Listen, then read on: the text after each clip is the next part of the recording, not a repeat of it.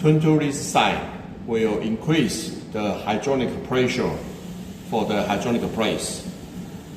Turn to another side will release the hydraulic pressure of the hydraulic press.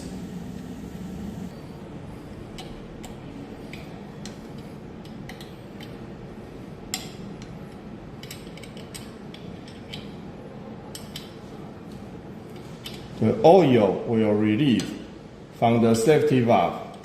So if you release one, the pressure will go down.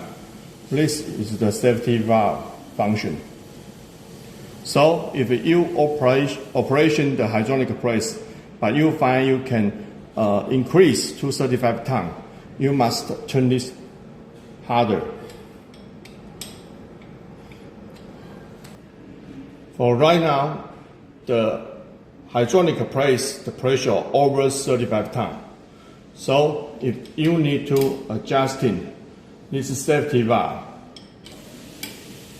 you can see the oil already relieved.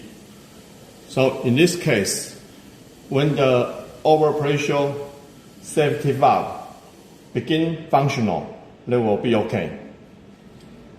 After adjusting the safety valve, close the safety valve gate,